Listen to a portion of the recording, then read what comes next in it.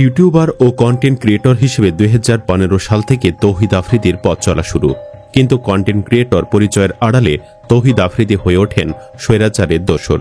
নায়িকা দিঘিকে প্রেমের ফাঁদে ফেলে দিনের পর দিন ভোগ করা প্রতারণা, নারী নির্যাতন, ব্ল্যাকমেইল করে করে জুলাই আন্দোলনকারী ছাত্রদের কাপড় খুলে ভিডিও করে রেখে দেওয়া সহ এমন কোনো অপকর্ম নেই যা তিনি করেননি। জীবনের কথার এই ভিডিওতে আলোচনা করব স্বৈরাচারের দোসর তৌহিদ আফ্রিদির অপকর্ম নিয়ে।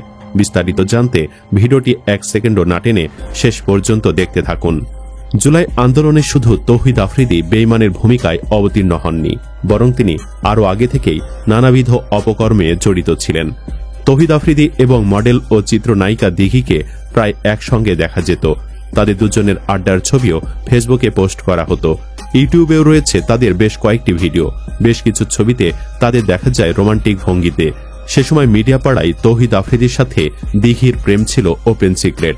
তাদের রোমান্টিক মুহূর্তের ছবিগুলো ভাইরাল হয়। অনেকেই ধরে নিয়েছিলেন তারা দুজন প্রেম করছেন। এ নিয়ে নিয়মিত চর্চা হতে থাকে। 2022 সালের দিকে এ ঘটনায় নতুন করে আলোচনায় আসেন আফ্রিদি। তবে দিঘি সবসময় বলতেন তারা ভালো বন্ধু, তাদের মধ্যে প্রেম নেই। 2 বছর আগে প্রথম আলোকে দেওয়া এক সাক্ষাৎকারে দিঘি বলেছিলেন, তৌহিদ আফ্রিদির সঙ্গে আমার কোনো সম্পর্ক নাই, আমরা ভালো বন্ধু। কিন্তু অনেকে অনেক কথা বলে, এই নিয়ে খবরও প্রকাশিত হয়। আমাদের প্রায় দেখা হয়, আড্ডা হয়। মিডিয়ায় বন্ধুত্ব নিয়ে অনেক বেশি কথা হয়ে থাকে। এটা অনেকটা মন গড়া কথাও। সব মিলে আমি বলবো আফ্রিদি সবসময় ভালো বন্ধু ছিল, আছে, থাকবে। এরই মাঝে তৌহিদের লাইফে আসে নতুন মেয়ে। দিঘিকে সাগর বানিয়ে অন্য নারীর দিকে ঝুঁকে পড়েন তৌহিদ। এরপর থেকে আর কখনোই দিঘিকে এই কন্টেন্ট ক্রিয়েটরের সাথে দেখা যায়নি। এরপর অন্য এক নারীর সাথে প্রেমের সম্পর্কে জড়ান তৌহিদ। একাধিকবার হোটেলে রাত্রি যাপনের পর ওই নারীকে বিবাহ করতে অস্বীকৃতি জানান তিনি।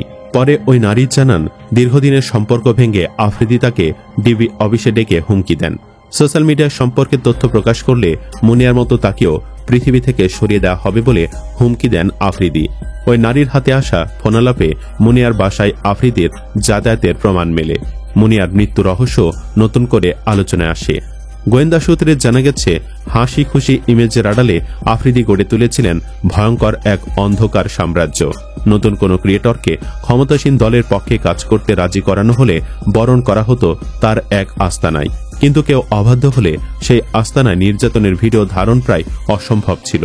আফ্রিদিকে শুধু জনপ্রিয় ইউটিউবার হিসেবে ভাবলে ভুল হবে, বরং তিনি ছিলেন অনলাইন মাফিয়া। দেশের নামকরা কন্টেন্ট ক্রিয়েটরদের ওপর তার প্রভাব ছিল ব্যাপক। কথা মতো না চললে শুরু হতো নির্যাতন।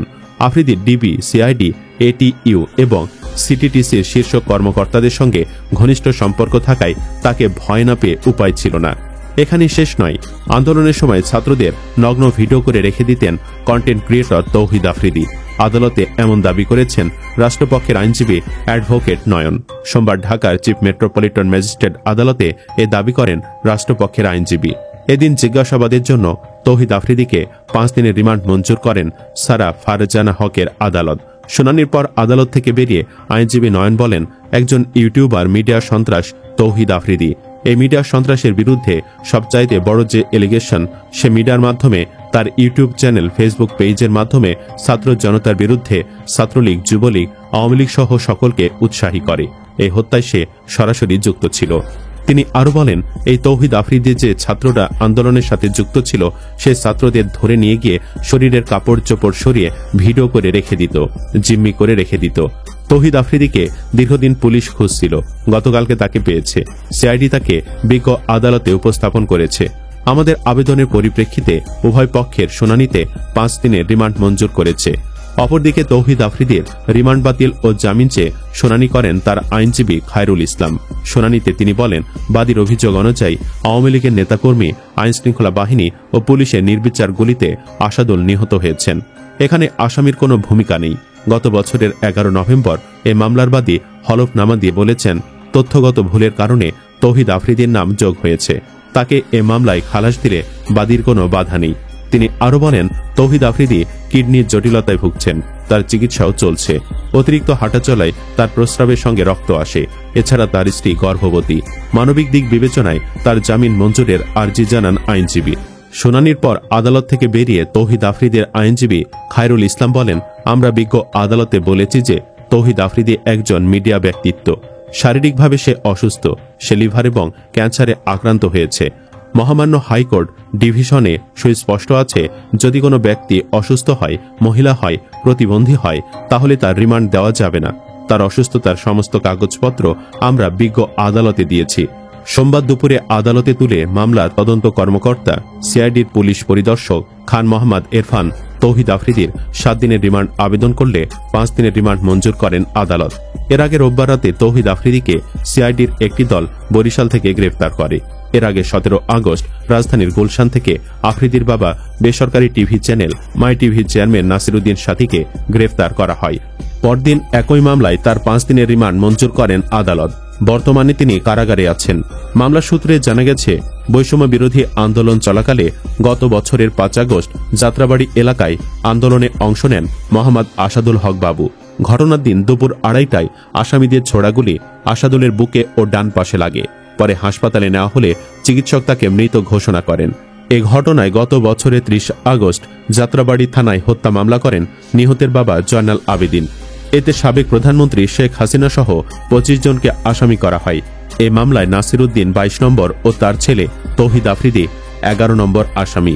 এর আগে গ্রেপ্তারের সময় নিজেকে স্বাভাবিক রাখার চেষ্টা করলেও তৌহিদ আফ্রিদির কণ্ঠে ছিল সুস্পষ্ট উৎকণ্ঠা। রাতে পুলিশি হেফাজতে রেখে দিনে এই ইউটিউবারকে আদালতে না হলে তিনি অসুস্থ হয়ে পড়েন। তবুও তাকে 5 দিনের রিমান্ডে থাকতে হবে। তৌহিদ আফ্রিদির গ্রেপ্তারের পর সামাজিক যোগাযোগ মাধ্যমে মিশ্র প্রতিক্রিয়া দেখা গেছে। কন্টেন্ট ক্রিয়েটর ও অভিনেতা প্রত্যয় লিখেছেন, ডিবি আমাকে হুদায় 32টা দিন ভিতরে রাখে, আজকে বাপ্পোলা একসাথে ভিতরে। আল্লাহ দিন শেষে সবাইকে নিজের জায়গা দেখিয়ে দেয়।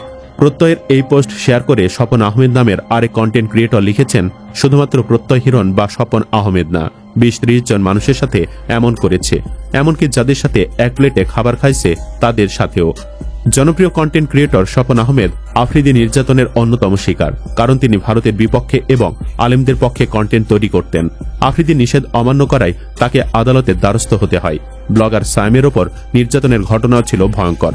তাকে প্রধানমন্ত্রী কার্যালয়ের পাশের একটি ভবনে নিয়ে 30 থেকে 35টি থাপ্পড় মারা হয়। এমনকি সরকারি বাহিনীর কর্মকর্তাদের সামনেই আফ্রিদি তার মাথায় পিস্তল ঠেকে হত্যার হুমকি দেন।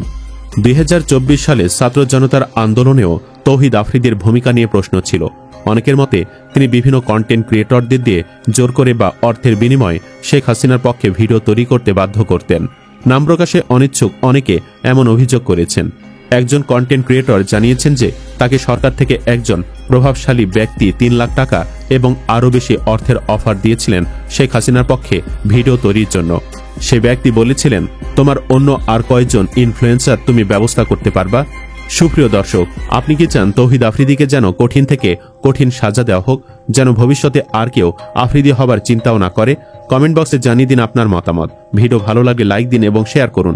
চ্যানেলটি এখনো সাবস্ক্রাইব করে না থাকলে সাবস্ক্রাইব করুন। ধন্যবাদ।